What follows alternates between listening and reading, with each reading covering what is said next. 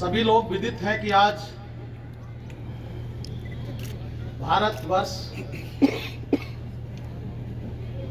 गणतंत्र दिवस के रूप में 26 जनवरी को मना रहा है। सबसे पहले मैं यहाँ उपस्थित सभी नागरिकों को और जनपद बहराइच के सभी नागरिकों को गणतंत्र दिवस की हार्दिक शुभकामनाएं देता हूँ। अभी आपने जिस भव्य शक्ति का प्रदर्शन देखा, यह निश्चित रूप से हमारे अखंड भारत की आंतरिक शांति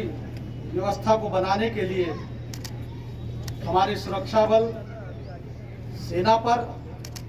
और नागरिक सिविल पुलिस के लोग आंतरिक सुरक्षा के प्रहरी बनकर हमारे देश की रक्षा कर रहे हैं। आज 74वां गणतंत्र दिवस हम मना रहे हैं और अभी हमने भारत के यशस्वी प्रधानमंत्री जी के नेतृत्व में पूरे देश में अमृत महोत्सव मनाया, जिसमें हमने तमाम गतिविधियों के माध्यम से उन स्वतंत्रता संग्राम सेनानियों की अमर गाथा, शौर्य और बलिदान को याद किया, जिनके माध्यम से हम स्वतंत्र हुए और स्वतंत्रता के पश्चात गणतंत्र के रूप में हमारा देश निरंतर प्रगति के पथ पर अग्रसर है। जैसा जानते हैं कि भारत केवल विश्व का सबसे बड़ा लोकतंत्र है और लोकतंत्र की मजबूती के लिए विश्व में केवल यही ऐसा देश है जहां पर बिना किसी भेदभाव के वयस्क मताधिकार का अधिकार यहाँ के नागरिकों को मिला है। यह हमारी शक्ति का प्रतीक है, जिसमें संपूर्ण शक्ति भारतीय नागरिकों के अंदर विद्यमान है और भारतीय नागरिक जिस ओर कदम बढ़ा लेते हैं उस ओर हमारा भारत बढ़ता है। मुझे प्रसन्नता है कि विगत 73 वर्षों से जिस प्रकार से संविधान हमारे देश में लागू हुआ और संविधान के पश्चात प्रत्येक नागरिक का कर्तव्य है कि हम संविधान के प्रति दृढ़ आस्था और निष्ठा रखें, क्योंकि भारत में हमारा संविधान ही ऐसा है जो सभी नागरिकों के प्रति जवाबदेह है। और हम यदि संविधान के प्रति आस्था रखते हुए आगे बढ़ेंगे तो किसी भी प्रकार की चुनौतियों को हम बहुत दृढ़ता के साथ सामना कर सकते हैं। कहने की आवश्यकता नहीं कि किस प्रकार से भारत ने विकास किया है। आज भारत विश्व की 5वीं अर्थव्यवस्था है। महामारी के कोविड महामारी के काल में जहां तमाम देशों की अर्थव्यवस्था डगमगाई, मगर हमारे देश में हमारे कर्मठ और अन्नदाता कृषकों के माध्यम से,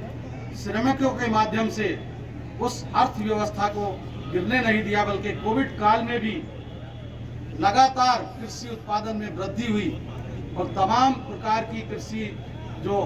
हमारे अनाज हैं, फल हैं, उसमें किसी प्रकार का कोई प्रभाव नहीं पड़ा। यह केवल हमारे देश के नेतृत्वकर्ताओं का दृढ़ संकल्प था कि उन्होंने इस महामारी काल में भी अपने देश की अर्थव्यवस्था को आगे बढ़ाने का काम किया। साथ ही जिस प्रकार से टीकाकरण के माध्यम से प्रत्येक भारतीय नागरिक को टीकाकरण से आच्छादित करके आने वाले खतरे को कोविड से बचाया, और जहां तक आप देख सकते हैं कि चाहे वो कृषि हो, विज्ञान हो, तकनीक हो, उद्योग हो, सभी क्षेत्रों में भारत लगातार अपनी उपलब्धियों के माध्यम से विश्व में अपना नाम रोशन कर रहा है। और इसका सबका श्रेय हमारे कृषकों को जाता है, हमारे वैज्ञानिकों को जाता है और हमारे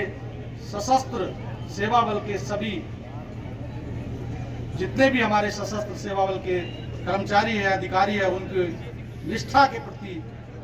हम नतमस्तक होकर उनको नमन करते हैं कि उन्होंने भारत की सीमाओं और आंतरिक सीमाओं के अंदर जिस प्रकार का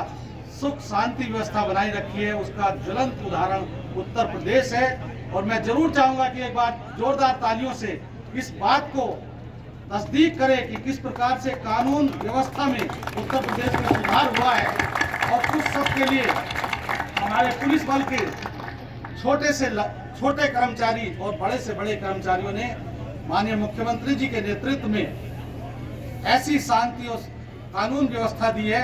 जहां आज किसी को भी भय नहीं है। कोई भी महिला, कोई भी बच्चा किसी भी समय अपने कार्य के लिए बाहर निकल सकता है और मैं इस सब का श्रेय अपने पुलिस बलों को देता हूं और उनके कार्य की, उनके प्रयास की सराहना करते हुए यह जरूर कहना चाहूँगा कि इसी प्रकार आप मनोबल से कार्य करते रहेंगे तो किसी भी प्रकार की चुनौती के साथ साथ आप आर्थिक विकास के भी संवाहक बनेंगे। क्योंकि आप देखते हैं यदि कहीं पर भी कानून व्यवस्था बिगड़ती है तो उसमें न विकास होता है,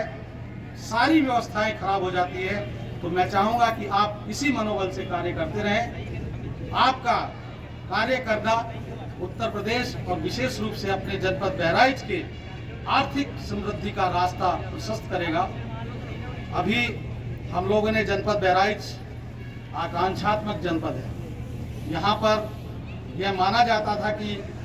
विकास की संभावनाएं सीमित हैं, लेकिन जिस प्रकार से यहाँ अभी इन्वेस्टर समिट के माध्यम से लगभग 2500 करोड़ के इन्वेस्ट का आश्वासन मिला है, उस सब के पीछे भी यहाँ के नागरिकों की सोच और उस सोच को बदलने के लिए जिस प्रकार से कानून व्यवस्था अच्छी हुई है, साथ ही हमारे अधिकारियों ने